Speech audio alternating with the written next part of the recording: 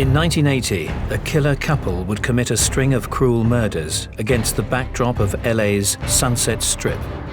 Total disregard for human life. Just the worst of the worst.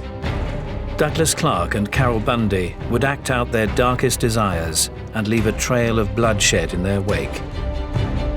They were absolutely the couple from hell, everybody's worst nightmare. But what had motivated their sickening crimes? She had a horrible life filled with abuse, beginning with her own father. Were Clark and Bundy born to kill?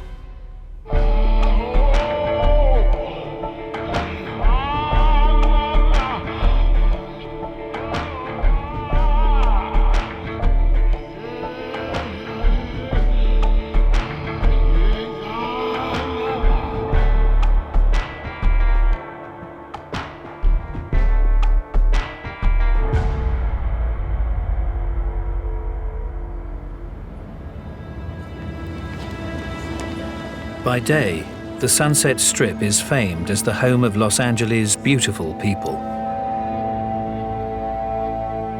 But as darkness falls, the Strip transforms into a very different scene.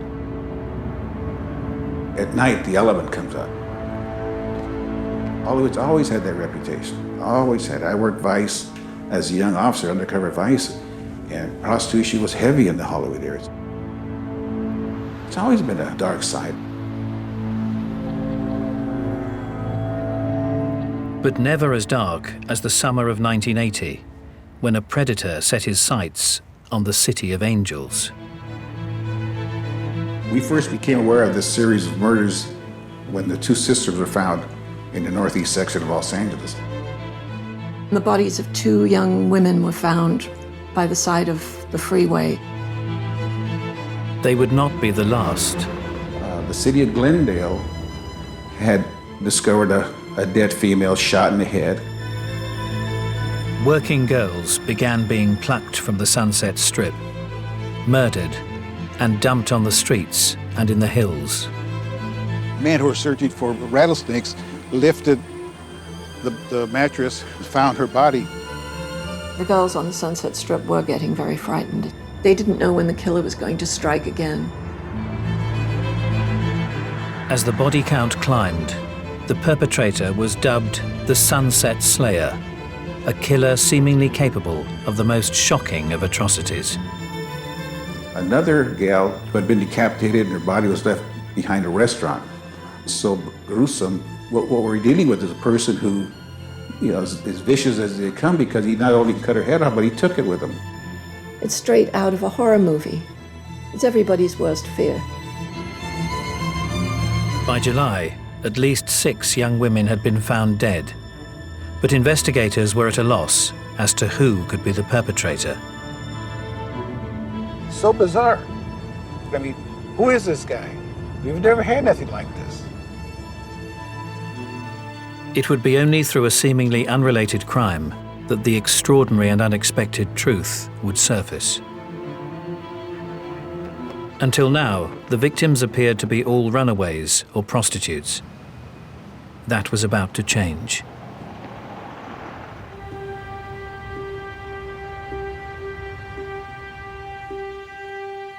Jack Murray was an Australian country singer who'd sought fame and fortune in Hollywood. Jack and I met at the Jerry Lewis Telethon. They needed volunteers to answer lines and take pledges, so I volunteered. And we just kept talking and talking for hours, and every time I took a break, we'd hook up and talk and talk. And when the telethon was over, he asked me if I'd like to go to breakfast, and I said, sure. And 10 days later, we got married in Vegas. Jack Murray was an interesting character. He was an absolutely classic fringe Los Angeles person who never quite made it in showbiz. Jack Murray's dreams of stardom hadn't panned out, but he had a small-scale taste of it at a bar in North Hollywood called the Little Nashville. My husband liked the adoring fans, or the women that would throw themselves at him. Ego. Huge, huge ego. But in August of 1980, Jack Murray disappeared after his performance. Normally, he would crash in the van if he drank too much. And then the next morning, then he'd drive home. So I didn't think anything of it until he didn't come home. So then I went to the police and reported him missing. Spotted with Jack that night was one of the hangers-on at the club, 37-year-old vocational nurse Carol Bundy.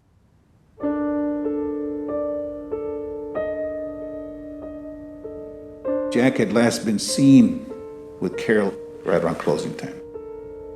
She was mousy hair, kind of large. And to me, she was like a little mouse.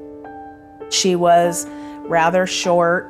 Her glasses were very thick, like she was nearsighted, extremely nearsighted.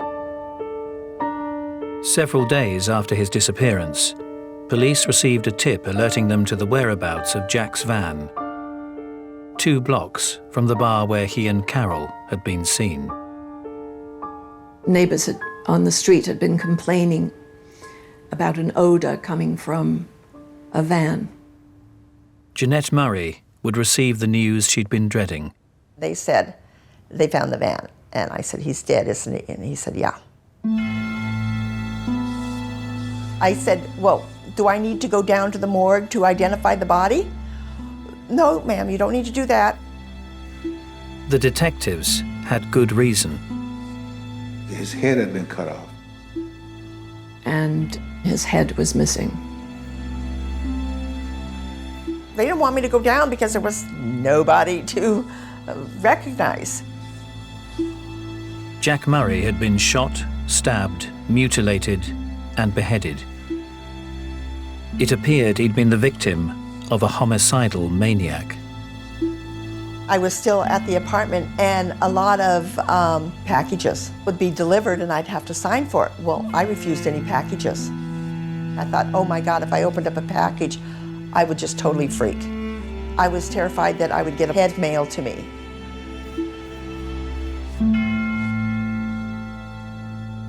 As the last person to be seen with Jack, Carol Bundy had been called in for questioning.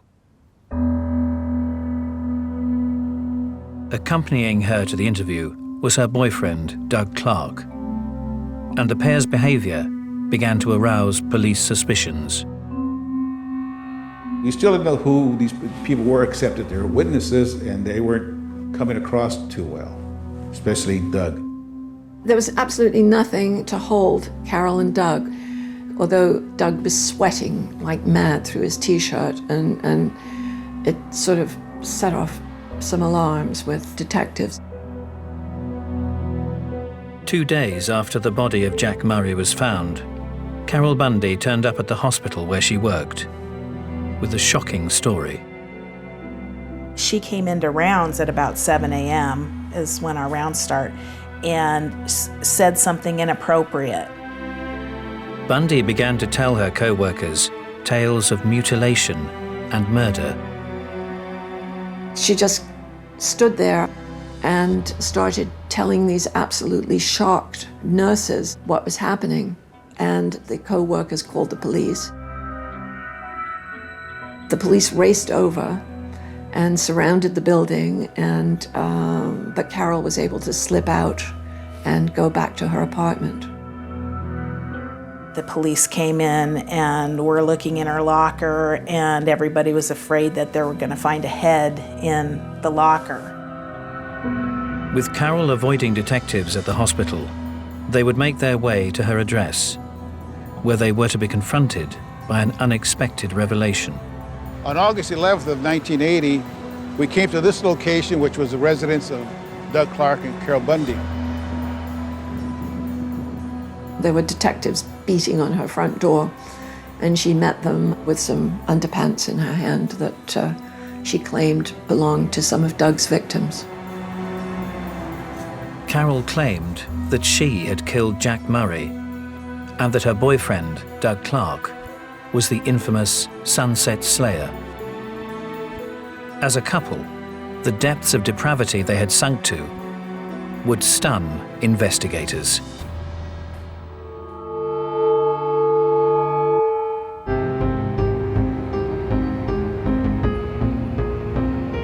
In 1980, Carol Bundy and her partner Douglas Clark had been arrested for a series of despicable murders that had plagued Los Angeles' famous Sunset Strip.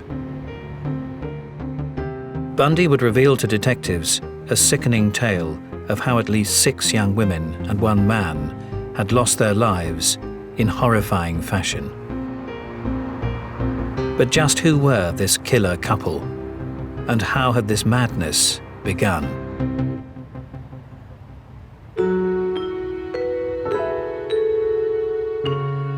Carol had met Douglas Clark in 1979 at the Little Nashville, the bar where victim Jack Murray performed. I saw Doug at Little Nashville. He was a very nice-looking guy. Clark was a smooth talker with an air of foreign sophistication. He had a privileged young life. His father was in the Navy. The family traveled. He lived for a while on the atoll of Kwajalein. He lived in India. Then the family sent him to boarding school in Switzerland. He went to the international school in Geneva.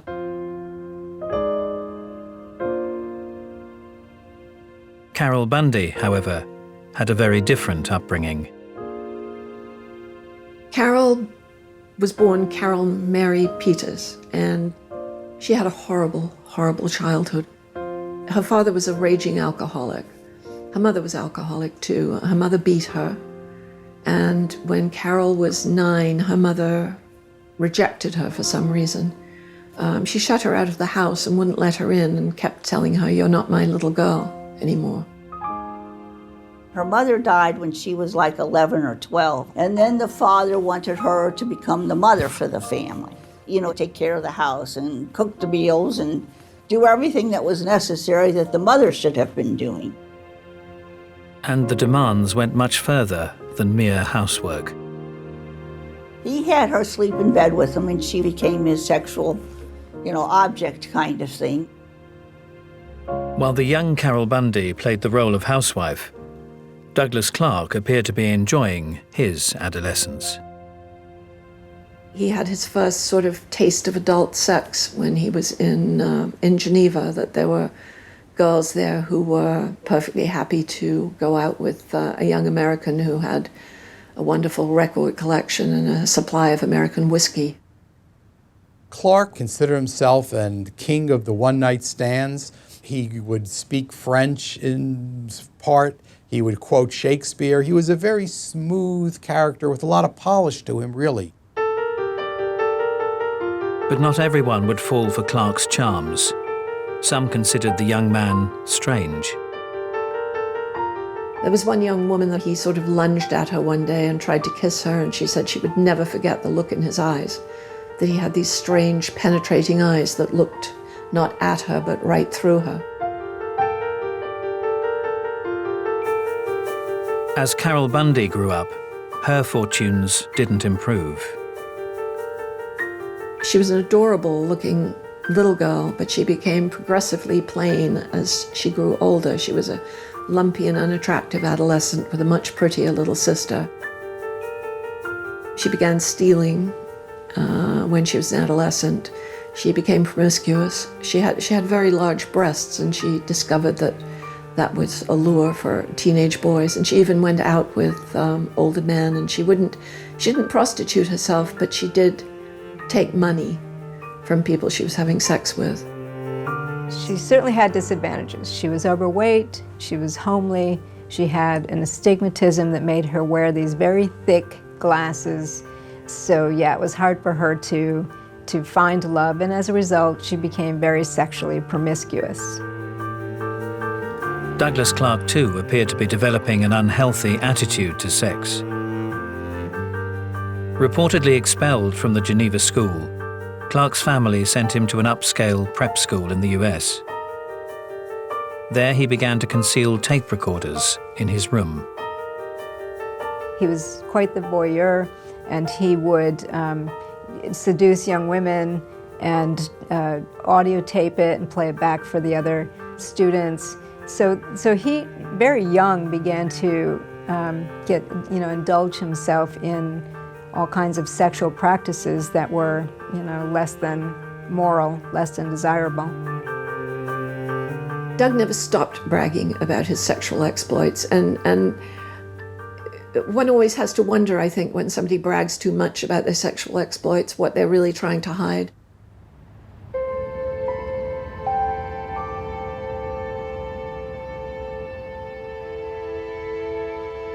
After his privileged schooling, Doug Clark would seemingly not fulfill his potential, eventually finding himself in Los Angeles, working as a boiler operator in a soap factory.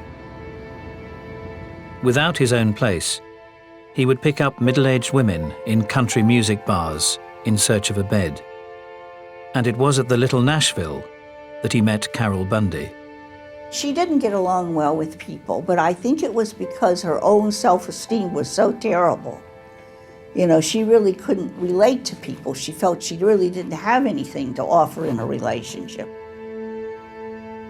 She was not attractive. She was considerably older than Clark. She had a horrible life filled with abuse, beginning with her own father. She was in multiple abusive relationships. And so when she met Clark, she became obsessed with him and would do anything for attention, anything that he would say. And she did it. He had said to me that he couldn't quite understand why he was so popular with women when he wasn't even particularly well hung, as he put it. Every male acquaintance that we talked to hated him. The only people that liked Doug were women of, didn't have much life socially, but odd guy. He got by on his charm and his seductive manner and his flattery and his veneer of sophistication that impressed women who hadn't been exposed to that kind of thing before. Doug Clark moved into Carol Bundy's bed. There he began to share his sexual fantasies with her. She was very sexually attracted to him. And so he told her at one point in time in their relationship that she was no longer sexually satisfying to him. And so they needed to do a bit more. Doug told her about his fantasies of capturing and subduing a young woman and keeping her in a dungeon as his sex slave. And Carol went along with the fantasy. Clark saw Bundy as just someone that he could use to help him do what he wanted to do and to gratify himself. She began to kind of really decompensate in the sense that he was abusing her because he was telling her how she wasn't doing things right and he was tired of her, and then again the cycle began about him putting her down, and then she had to do more and more things to please him, and what else was she going to do? And so she just spiraled down again. With the couple both in custody as suspects in the Sunset Strip murders, Carol Bundy told investigators how their dark fantasies had slipped over into reality. The story had begun 2 months earlier, in June, with the disappearance of 2 teenage girls. 15-year-old Gina Morano and her 16-year-old stepsister, Cynthia Chandler, had a reputation as runaways and recently had begun to turn towards prostitution. In order to make some money or cash, you got to live. The oldest one, Cindy, was the one that went out to prostitution. The young one wasn't into it, but she was always with her. Their parents had been out looking for them on the night that their bodies were discovered. They'd been looking for them for days. On June the 12th, the 2 teenagers were found laying face down amongst the scrub, beside the freeway. They had both been shot in the head, and Cindy had also been shot in the chest. From looking at the condition of the clothing, they had appeared to have been a necrophiliac element to the case because of the way young Cindy's pink jumpsuit was slit up the side. And one of the detectives in the case felt that there would have been no need to remove her clothing that way had she been alive. Carol Bundy would claim that after she had discovered bloody clothes in her car, Doug Clark had confessed the crimes to her. He did tell her that he had picked the girls up on Sunset Strip. They were sitting on a bus bench waiting for a ride. He wanted the girls to perform oral sex on him, and they resisted. They didn't want to. He claimed that they just wanted his money, and he was angry. He claimed that he eventually persuaded the little blonde girl, Cindy, and while her head was in his lap, he turned around and shot her sister, Gina. That frightened Cindy, who moved up, and then he then shot her. And he then drove them to a garage that he had in the San Fernando Valley in Burbank. In there, he posed them and did all kinds of things to them before he then eventually dumped them out to be found. So clearly he's indulging his necrophilic fantasies both with Carol and without Carol. But it seems, despite the couple's shared fantasies, Carol Bundy may have had reservations. On the 14th of June, Carol made an anonymous call to detectives investigating the murders of Cindy and Gina. But the switchboard accidentally cut her off. She did not call back. Detectives later found out that Bundy would go from trying to blow the whistle on Clark to the other extreme, as she began to involve herself in Clark's twisted pastime. Doug Clark would go out looking for prostitutes. Carol was using her motherly, Mrs. Average America, as she liked to call herself, appearance to make the girls feel safe and get them into the car. She would lead them on, you know, and they would jump in the car and be happy and think they're gonna, you know, come out ahead, and then the story went downhill, you know. That's what his thing was. Getting orally copulated and shoot him in the head, that is sick. I mean, but that's Doug Clark. It's pretty deviant behavior. I would say that it's a natural occurrence of life as that individuals want to do more of it. He enjoyed very much what he was doing. He seemed to be getting away with it. He had a good technique in as much as he could use Bundy to help him get victims, and he seems to just want to continue to do it more and more. However, simply being along for the ride would no longer be enough for Carol Bundy.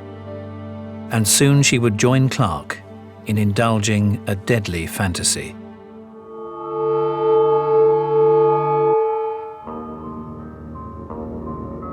In 1980, Doug Clark brutally murdered half-sisters Cynthia Chandler and Gina Morano.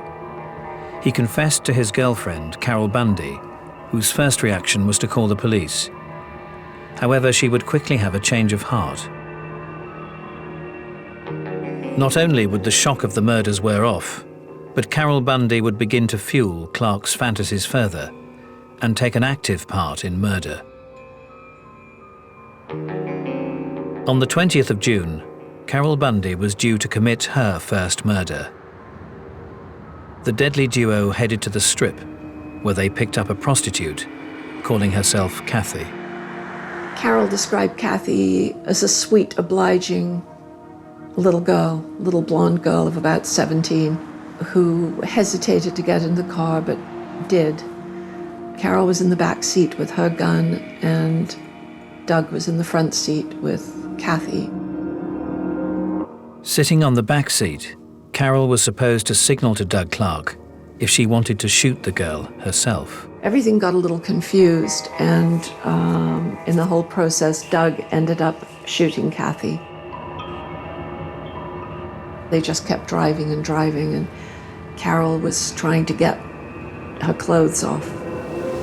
Later, Carol would say it's a bitch to try and get the clothes off a dying girl.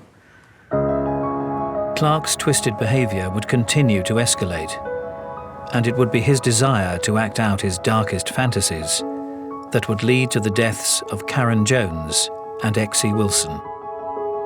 The next case that happened was the case of two prostitutes who had come out to Los Angeles from Arkansas. And they were up on the Sunset Strip. They had been together at Connie's Restaurant, which is a sort of railroad car hamburger joint up on Sunset. As dawn broke on the 23rd of June, the corpse of 24-year-old prostitute Karen Jones was found behind a Burbank steakhouse. The city of Glendale had discovered a dead female shot in the head, who was later identified as Karen Jones. Karen was actually a young college dropout. She was in college on a scholarship, and she became pregnant and had a young son, and she had turned to prostitution to support herself and her young child. And that's why she had come out to California. Later that same morning, Detective Leroy Orozco would be called to an alleyway in Studio City. There he would uncover evidence of a crime of disturbing savagery. The workers of the restaurant had arrived early and came to throw the trash out. This is when they saw a body laying there. The young girl's head had been removed and could not be found at the scene. We came up and down checking, our head officers, checking the trash containers in hope that they would find the head, thinking that that was a possibility. We ran her fingerprints through the FBI, and we got identification that she was Exie Wilson from Little Rock, Arkansas, had numerous arrests for prostitution. However, it wouldn't be until 4 days later, when a horrifying discovery was made, that the extent of the killer's cruel disposition would become apparent.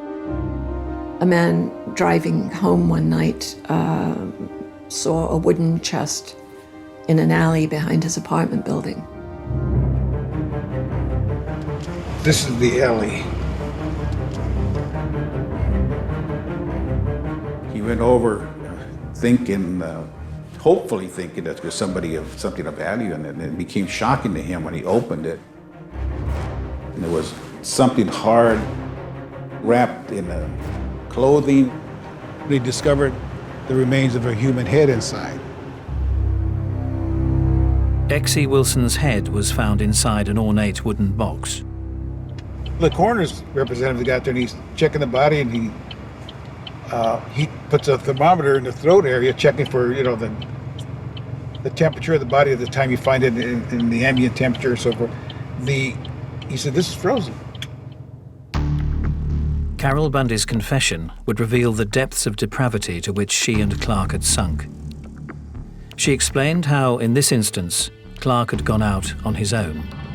Doug went on the prowl, and he saw Exie.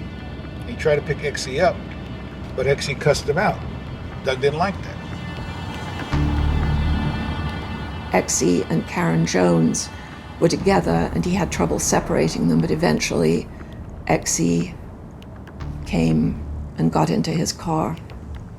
He thought Exie was rude, he thought she was vulgar, and he didn't need much of an excuse, let's face it, from Doug's point of view, to shoot someone. And then once he got her, he got her in a position he wanted and shot her in the head. Clark took Exie's body across the Hollywood Hills, and in the parking lot, he got what he called the kill bag out of the trunk of his car. The paper bag with paper towels and rubber gloves and boning knives and disinfectant. He proceeded to decapitate Exie. After Doug had put the head in the trunk of the car, he became concerned that Karen Jones might be able to identify him because she'd been with Exie. He picks up Karen. No problem. She gets in the car, and he ends up killing her. He shot her in the head, rolled her out of the car, and sped off. And her body was found in the gutter the next day. And Doug kept a trophy from his night's killing. Doug brought Exie's head home. But it would be the revelation of what the couple would do next with the severed head of Exie Wilson that would most astound and horrify investigators. Rather than being repulsed at the sight of her partner's vulgar trophy, Carol was excited by the prospect of joining him in his perversions. They hung onto the head for a few days and kept it in the freezer. Carol would make the head up every morning, and Doug would then take Exie's head into the shower and use it as a masturbation device. Absolutely beyond comprehension. The first time I heard that from her, I just couldn't believe that that could have happened, you know. It's like there's just no way in the world. How could anybody do that? You know, cutting off a head is not such an easy task. And then, you know, take it home and fix it up. I mean, that really is terribly psychotic, I think. In talking to Carol, one of the questions I asked her was, you know, you did this for how long? And she says, well, for a couple of days. And I said, you sound like you're enjoying it. So yeah, it's a lot of fun. It's a lot of fun because it would please Doug. Okay. So I said, well, why'd you get rid of it? And there, Carol, being Carol, she said, well, Leroy, you know, it's a bitch putting lipstick on a frozen face. What happens is, as you commit more and more crimes, and the crimes become more and more deviant, everything seems to become normalized, and nothing is shocking or offensive anymore to individuals who are behaving this way. Carol would go on to link Clark to the murder of another girl, a crime which was as yet still unsolved. Snake hunters up in a mountainous sort of area discovered the mummified body of a young woman. She turned out to be a 17-year-old runaway from Sacramento, young prostitute named Marnette Comer. This is the area where Marnette Comer's body was found, placed through with old mattresses and furniture. The body had been at the location approximately 3 weeks, and this is in August. The heat, badly decomposed. Although we were able to obtain a bullet from her skull, which matched the murder weapon on the other cases. Clark had told Carol that he had slit Marnette's belly because he wanted her to rot quickly. The body of another unidentified young woman would soon also be discovered in the Hollywood area. But why would country singer Jack Murray meet his demise? A murder Carol Bundy claimed all for herself. She and Jack had met a year and a half earlier, when Bundy, with her 2 kids in tow, had moved into a new apartment. Carol came into the picture when he was managing Valerio Gardens. She came looking for a place to live with these 2 little boys. She was quickly attracted to manager and maintenance man Jack and would go to great effort to draw his attention. She'd do things like she took her son's underwear and shoved it down the drain so that the sink would overflow, so that she'd call him to come up, and he'd come up to her the apartment to fix the sink, and then he'd be pulling out, here's the little boy's panties that are down the drain. So she could say, oh, he must have done that. That must have been what he did. But it was what she did to get him to go up there. Carol's kind of free. She looked for everybody for sex, and she made no bones about it, you know. So she would be the type that could walk up and tell you what she wants to do. The pair would develop a relationship, but Murray appeared to have ulterior motives.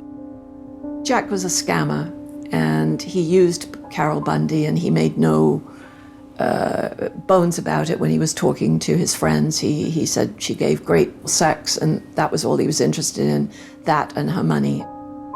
Carol had opened a joint safety deposit box, and Jack had stolen from it. During her interrogation, Carol would tell investigators of Doug's desire that a woman should be willing to kill for him. He had told Carol earlier in their relationship that he wanted a woman who would kill for him. And Carol was excited by that. She really thought that then that would mean that he would love her, you know. And that's what she wanted, you know. She wanted him to love her, you know, because then that gave her something. She had an identity then. Without him, she had nothing. It would be her eagerness to please her man that led Carol to carry out the brutal execution of Jack Murray. Doug absolutely hated Jack because he saw him as a rival for Carol's attentions and Carol's money. Doug had told her that she had to kill her ex-lover, Jack Murray. She killed him and she cut off his head because that, to Doug, meant that she really still loved Doug and not Jack. She comes home and tells Doug, no, I brought Jack with me. And he flips out. She don't go, oh, you cussing him out. What are you doing? And she brings the bag in to show him the head. And they just laughed. I mean, they're enjoying the fact that she showed him. She's just not a compliant accomplice. This is a woman who can not only murder someone, but behead him and carry the head around. You know, if your head's gone, you really aren't there anymore. You're not that person. And so Jack wasn't around anymore, you know, in fantasy or in reality, you know. Later on, she would say, it's fun to kill, it really is. And she meant it. She actually enjoyed it. And she thought that would bind them together. Throughout Doug's time in custody, he fiercely denied the allegations levelled against him by his lover, and in a bizarre twist, would claim that it was in fact Carol and Jack that were the killers. During the whole process, Doug, said he was innocent. He didn't do anything wrong. It was all Carol and Jack Murray, that they were the ones committing the murder. That Carol killed Jack because she was afraid he was going to go to the police. And he has not wavered from that defense since then, in 33 years now, since the murders happened. However, evidence would soon surface that would render Clark's claims of innocence futile. In 1980, the deadly duo Douglas Clark and Carol Bundy were arrested for murders dubbed the Sunset Strip slayings. When arrested, Carol decided to tell all, but Clark was adamant he was not guilty. However, a search of Clark's workplace would put the final piece of this sordid puzzle into place. The guns were nowhere to be found. They were not in the apartment, and they couldn't find them in the cars. We thought place of employment. We went to the ownership and asked them about, would like to come in with a search warrant. They wanted to search the Juergens factory, but the factory was not happy about having to shut the place down, the boilers down. So what the owners did was have the employees search the area before we had the warrant. And in the stairway leading up towards the tower, the top of the boiler, an employee found a brick that was loose in a vent area. And when he stood up higher on the ladder, he found a small purse containing the two Raven guns that Doug and Carol called the toys, and that were the murder weapons. It seemed the game was up, but Douglas Clark did not intend on going down without a fight. In court, Doug would continue to deny his involvement in the crimes and began to put on a performance for judge and jury. The bizarre thing was in court that he tried to model himself after the prosecutor. So there was Clark in his pinstripe suit, sounding lawyerly, and he did sound lawyerly.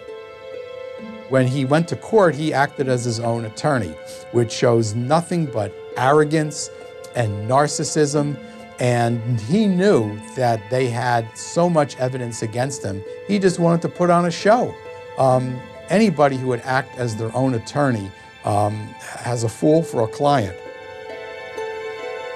However, the facade would begin to slip, and his attempts to paint himself as an upstanding citizen would unravel.